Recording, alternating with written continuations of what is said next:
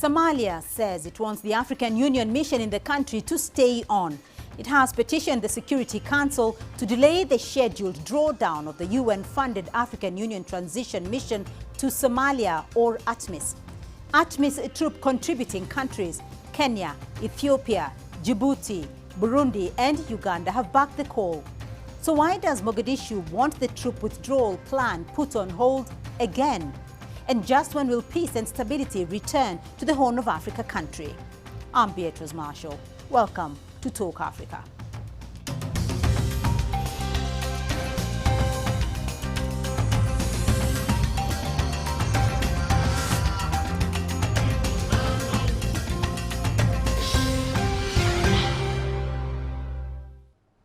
And before we start our discussion, let's first take a look at the history of peacekeeping in the war-torn country. Following the downfall of President Siad Barre in 1991, civil war broke out in Somalia. The war uprooted nearly 1 million people. Millions of others were left exposed to hunger and disease. In April 1992, the UN established UNOSOM, the UN operation in Somalia, to monitor peace talks and provide protection to humanitarian convoys. Relief efforts were hampered by fighting and insecurity. In November 1992, UNITAF, the US-led Unified Task Force, was established. In March 1993, UNITAF transitioned to UNOSOM II. Fast forward to 2007. In spite of some gains, instability continued and the humanitarian crisis deepened. So in February, the Security Council authorized the African Union to deploy the African Union mission in Somalia, AMISOM, a peacekeeping mission with a 6-month mandate. In April 2022, the African Union, the United Nations and the Somali government resolved to replace AMISOM with ATMIS. Operating until the end of 2024, ATMIS was mandated to implement the Somali transition plan. Thereafter, all security responsibilities were to be handed over to the Somali security forces.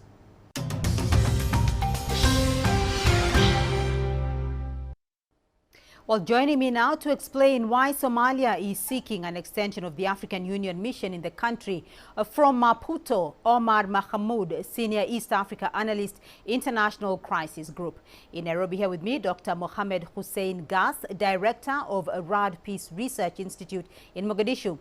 And also with me in studio, Dr. Hassan Khanenje, Director, the Horn International Institute for Strategic Studies. Gentlemen, welcome to the program and thank you for joining us on Talk Africa. Dr. Gas, let me start off with you. The phased withdrawal of the African Union transition mission in Somalia, ATMIS, has begun and it is scheduled to end in December of 2024. First of all, what factors and considerations led to the decision to withdraw ATMIS troops in Somalia? There are several factors. The most important one is the progress that has been made in terms of building state institutions in Somalia, and most importantly, the security institutions, the Somali National Security Forces. I think there has been a very good progress, and the evidence for that is, the offensive against Al-Shabaab that Ma'usley and Somali National Security Forces has been undertaking since last year. That with that offensive, they managed to liberate, very huge regions. I mean, like Hirshabelle State and Galmudug State. Those are two regional states. So I think there has been progress, but what we need is actually, lifting the arms embargo on Somali National Security Forces. Otherwise, fighting with Al-Shabaab with this limited military hardware is a bit problematic, and it's one of the factors that has been prolonging the whole issue. Dr. Khanenje, do you agree with that? That progress has been made in Somalia to warrant the withdrawal of troops from Somalia? Yeah, the progress has certainly been made, considering where Somalia has been in the last couple of years. And of course, that informed the decision to have a phased withdrawal to transfer responsibility to Somali National Forces. But I think there's also recognition that while the progress has been made, it's not sufficient to be able to be undertaken at a precipitous rate at which perhaps it was intended. But we still see a lot of Al-Shabaab attacks now and then in Mogadishu itself and even on the border with Kenya. Of course, that is part of the factors that are probably have pushed the Somali government to request a delayed withdrawal. The decision has been endorsed, of course, by contributing member states. So that tells us there is a consensus that in as much as progress has been made, it's not sufficient to allow complete withdrawal or withdraw from some of the sectors. It is critical to note that that withdrawal is supposed to be followed by the occupation of those areas by Somali national, forces and security services. Now, if the Somali National Army is not sufficiently prepared to occupy that, then to avoid the mistakes that were done, for instance, in Afghanistan, then of course they have to be careful in the withdrawal, and it has to be informed by conditions on the ground. And we're going to look at the security forces and their capability in just a moment. But Omar, let me come to you here, because Somalia has faced security challenges going all the way back to 1991. It has seen various international troops in the country since 1992. In your view, though, how has the security situation in Somalia evolved over the years to the extent that it now warrants the current drawdown of troops? Well, the security situation's clearly evolved quite a bit over these years.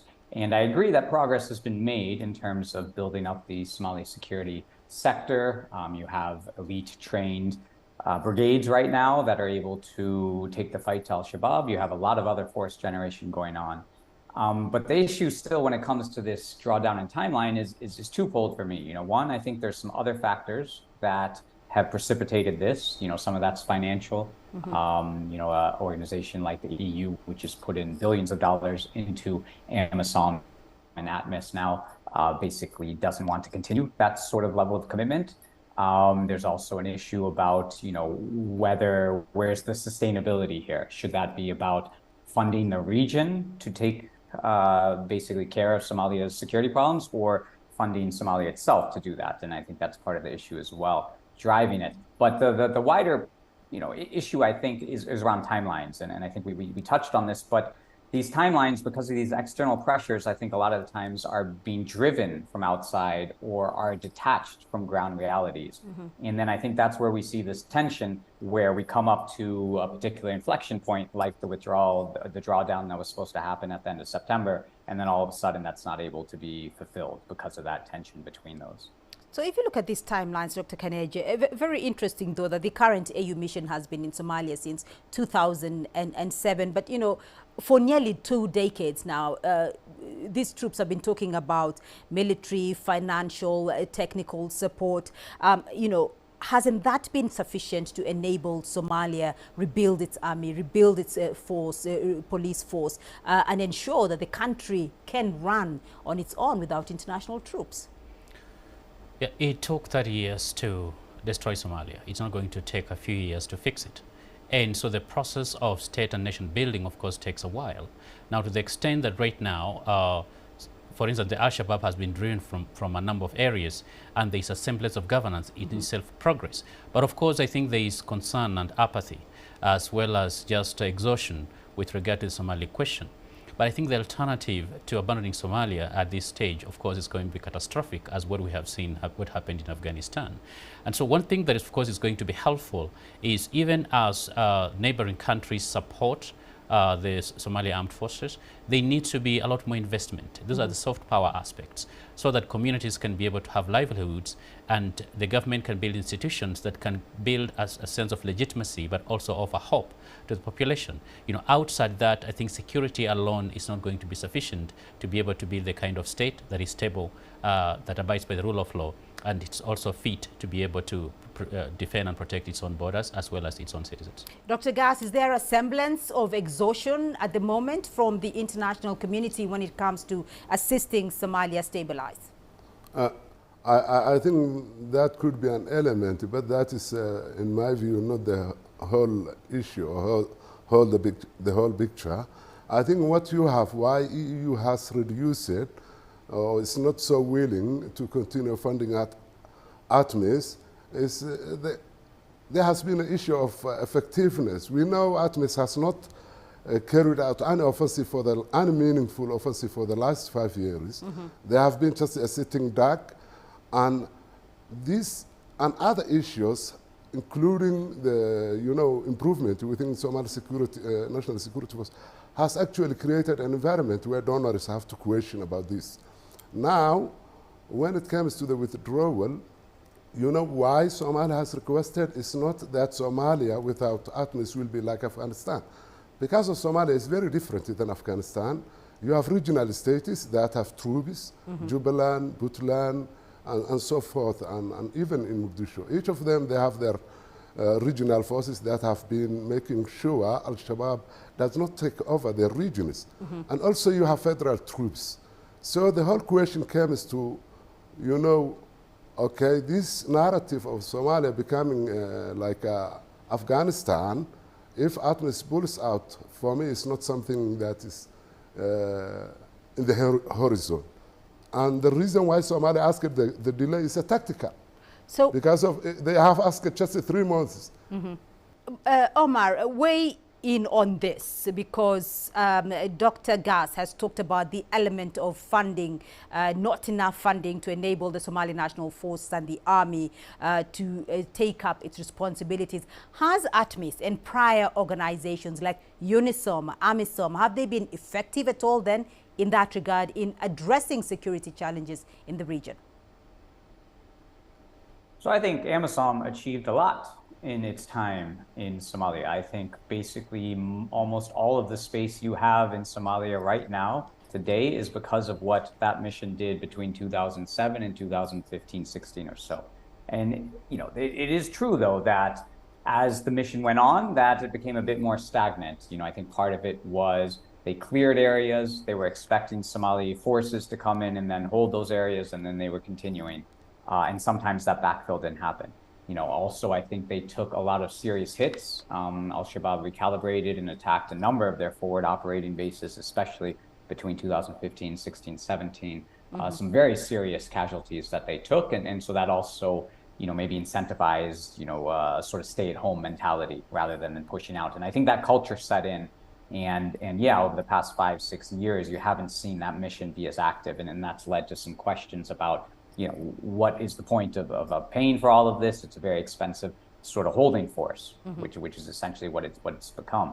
However, I don't think that, you know, should distract us from the legacy that the missions had, that at a time where no one was really willing to go into Somalia in 2007, except, you know, save the Ethiopian forces that AMISOM was taken over for. But it says something about the maybe longevity of these types of missions. It says something about the exit strategy of these types of missions. It says something about having a mission focused solely on a military objective and not tied to any sort of political dynamics as well.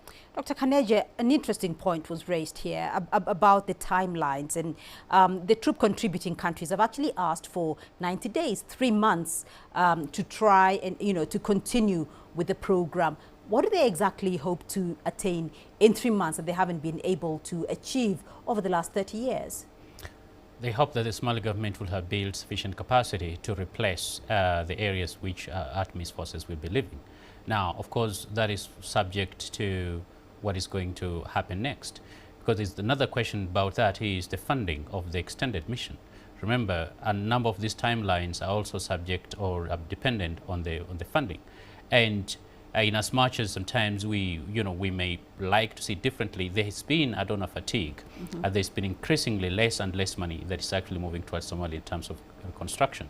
And so I think what they will possibly be able to achieve to try and accelerate the capacity for Somali government to take over the areas that have been vacated by ATMIS.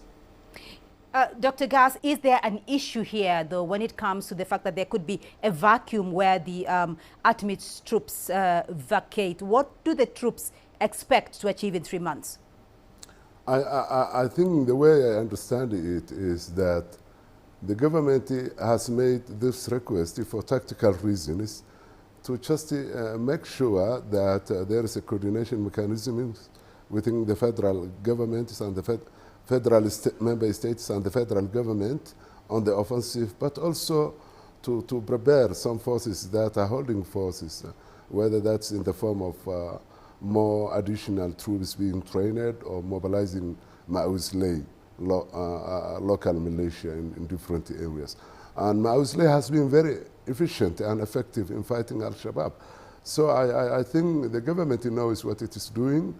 What we need as international actors or ATMIS or whatever donors is just to support the government strategy and also You know, there has been, as you know, my other two colleagues has mentioned it, the issue of funding.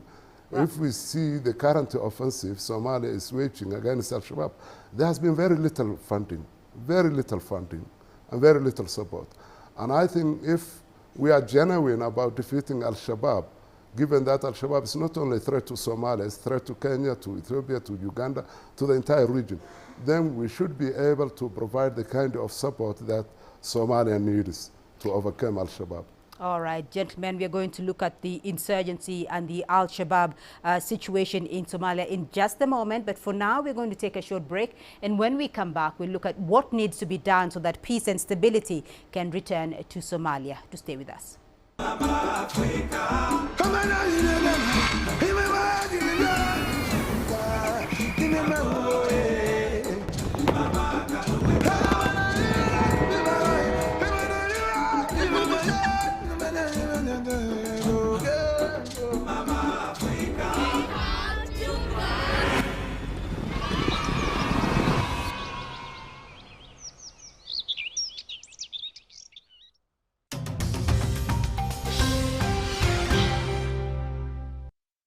Welcome back to Talk Africa. Still with me, Omar Mahmoud, Dr. Hassan Khanenje, and Dr. Mohamed Hussein Gas. Before the break, we looked at the challenges for the peacekeeping missions in Somalia and why the government wants the African Union troop withdrawal to delay. Let's now look at what the future might hold for security in Somalia. Dr. Khanenje, let me take us back to where Somalia is today, because Somaliland, Puntland and Jubaland seem to be quite stable, semi-autonomous regions here. Why is central Somalia in such turmoil? I think you've rightly pointed out, it appears like certain regions of Somalia, they seem to be relatively stable.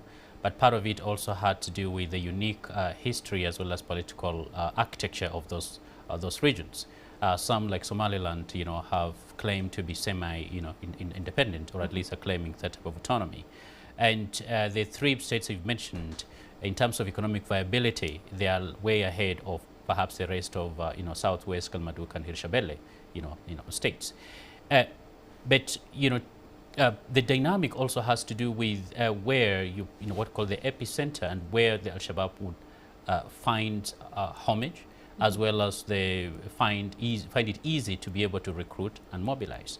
The three states you've mentioned, because of this federal government's own, of course, efforts, as well as the member states, it has acted, whether in liaison with the forces of AMISOM or in their own capacity, to be able to defeat a number of these forces. That may not have been very successful in the remainder, of course, regions of Somalia. But remember, it's just the other day that Kismayo was also a very strategic center for Al-Shabaab, of course, until they were dislodged from it. And so Al-Shabaab is an organization of opportunity. And any space that seems to be less governed, but they also can be able to extract a profit from it, of course, they're going to go for it. And right now, largely, these other regions outside the key states you've mentioned seem to be have been more viable and more malleable for Al-Shabaab. But considering what is happening right now, they're in the back foot, and we do not expect them to survive much longer, especially if these efforts are going to remain consistent and the Somali government is going to be supporting that effort. So, Dr. Gas, why does Al-Shabaab feel so entrenched in Somalia here? What is the current status of Al-Shabaab compared to its historical peak? Has the group been disrupted or reduced, or is it still very much a force? I think Al-Shabaab is, as my colleague has just mentioned it, on its back foot. I think all we need is to finish or to eradicate Al-Shabaab from Somalia is just to sustain the offensive. I think, the offensive is making fruits and it is achieving a lot. Now we are talking about Al-Shabaab being cleared from two regional states, that's Hirshabelle and Galmudug, except a few districts. And we are talking about in total maybe more than 100 districts that has been, Al-Shabaab has been cleared from. I think that's a major achievement. That is the achievement of local militia, Mausley, and the Somali National Forces, supported by the US with the drones and the Turkish. But then for us, we need really to understand the status of Al-Shabaab as we speak now. Their financing has been disrupted. My own estimate is they are not able to generate, like they used to generate a lot of resources. Right. And more than 50% of their local revenue has been disrupted because of the offensive, because of the Somali government, conducting several or implementing several legislations and being on the offensive, not only on the military front, but also on the financial front to disrupt their revenue collection, taxation, extortion, and so forth. So I want to draw in on Omar's view here and do a little comparison with the other insurgencies, particularly in the south of the continent. How does the Al-Shabaab insurgency, though, compare with the insurgencies in the Sahel or in parts of Southern Africa like Mozambique? I mean, what do you see as some of the similarities and the differences? Well, it's getting a little outside my area to compare too much, but what I'd say is Al-Shabaab's a bit unique compared to some of the other groups on the continent in terms of its longevity and how much it's actually been governing territory. This goes beyond, I think, the territorial ambitions or realities of some of the other groups, what Al-Shabaab's been able to do in Somalia. Now, of course, the context is quite different. In the Somalia context, you are also building up a government from which didn't exist beforehand, at the same time that you were waging a war against Shabaab. In other contexts, I see that a little differently. You may be trying to re-extend government control or extend government control in an area, but the government exists at some level. But in Somalia, if you go back, 15 years ago, that wasn't really the case when this war kind of started. So that's actually basically asking a lot. And I think that's where Al-Shabaab's been able to feed on that vacuum, feed in these areas where the government isn't present, where the government hasn't been able to develop the service capacity it needs to provide for some of its citizens in some areas. That's where the group's really been able to thrive in that sort of vacuum. So I think, measuring Al-Shabaab's strength, it must be done in relation to what the government's strength itself is as well. So, Dr. Khaneja, you talked earlier on about the missions that have been in Somalia since 1992, the AMISOM, the UNISOM, and so forth. If the military option is proving futile, first of all, is the military option now proving futile? And are there other options to try and stabilize Somalia, to other strategies that can eradicate Al-Shabaab? Yeah, the military option or tactic right now, it's not necessarily proving futile. It has made enough progress. But when it comes to the general problem of terrorism, you cannot shoot your way out of terror. The ideological foundations of terrorism, of course, need to be removed. And those foundations tend to exploit existing socioeconomic circumstances of the people to be able to advance that ideology. And so there has to be a combination of, number one, community-led approaches that, of course, focuses on socioeconomic aspects and investment, education, but also at the same time of security aspects. But critically, institutional aspects so that people can have faith in their own government and can see it as legitimate, whether it's from federal member state or it's a federal government in the central government in Mogadishu. And so a combination of both soft power and hard power is going to be critical, especially if we're going to build a sustainable peace in Somalia and ensure that Al-Shabaab do not, again, find a foothold or fertile grounds or factors can actually make them thrive and survive. So I want to get your final comments, gentlemen, and let me start off with you, Dr. Gas. What important steps do you feel that the Somali authorities and the African Union should take before, the missions exit? What are the regional dynamics and the local dynamics that should be considered? Number one, ATMIS should be active. We know that if ATMIS is able to effectively support the current offensive, then Al-Shabaab will not be able to survive. That's number one. The Somali government needs also adequate coordination and planning between different local Somali actors and communities with regard to the offensive. And it has to be taken at once. I mean, the way offensive has been initiated, gives us some lessons to learn from. in order to make it more effective. That means also the federal government has to be in a very good terms with the regional states. There has to be political consensus. And internationally and regionally, for the region or states in the region like Kenya and Ethiopia and so forth, they are well aware of, and there has been very good evidence that Al-Shabaab is not just a Somalia's problem. It's a problem for the region. It's a matter of national security issue. We know what they have done and the terrorism activities they have conducted in Kenya various times, also in Uganda, and also their attempts to infiltrate in Ethiopia. International actors and donors, I think they have to support and provide large support, not only for the offensive, but also for the eventual stabilization and consolidation in liberated areas, including humanitarian relief and service delivery and so forth. Right. So, Omar, your thoughts? So when we're talking about the drawdown of ATMIS, I think we're only talking about one part of the picture. We're only talking about really the military side. And we're not talking about linking that to any sort of political strategy either. What we're really talking about is just replacing who is the main actor in charge of fighting and holding ground against Al-Shabaab, and shifting that from the region more to Somali forces. I think, that's important, but it's part of the wider picture. And so by that, I mean, there's a political dynamic to this. There's a political dynamic to this war that's been going on for 15, 16 years. And I think the government needs to focus probably on two key areas. One is in actually proving it can do the governance in a way that Al-Shabaab can't. So right now, there is a great opportunity. The government's taking over new territories from Al-Shabaab and new areas, communities that maybe don't know that much about the government, if they've heard bad things about them or whatnot.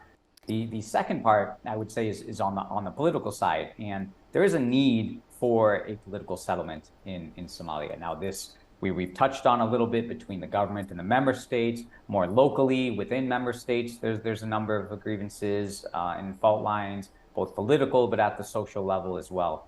I think that must extend to Al-Shabaab and the group itself at some point. But I think, realizing that means then military power and other sorts of dynamics should be structured towards getting towards that goal as well, rather than pursuing something that might be elusive. Dr. Kaneje, your final thoughts. One key thing that needs to be done is to ensure that the areas that so far have been liberated are secured. Second, that money actually follows where these actions are being undertaken, because that has also been missing. But also critically, and I think what Dr. Gas spoke to, is that I think there is a need to lift an embargo against the Somali government, because it's unable to be able to get some of the equipment that is necessary to be able to defeat Al-Shabaab. And finally, there has to be a comprehensive, holistic approach to fighting the problem of terrorism and violent extremism, not just Somalia, but in the entire region, because as we speak, we have an arc running from northern Mozambique to eastern DRC. All right, gentlemen, thank you all so much for your thoughts. But that's all we have time for on this edition of Talk Africa. A big thank you to our guest, Omar Mahamoud, Senior East Africa Analyst, International Crisis Group, Dr. Mohammed Hussein Gas, Director of RAD Peace Research Institute in Mogadishu, and Dr. Hassan Hanenje, Director at the Horn International Institute for Strategic Studies. Remember, you can be a part of this conversation online through our social media handles on Facebook and X, formerly Twitter. You can also catch the show on our YouTube playlist. Do keep the conversation going and join us again next week for more Talk Africa. From me, Beatrice Marshall, and the team here in Nairobi, until next time, it's bye-bye.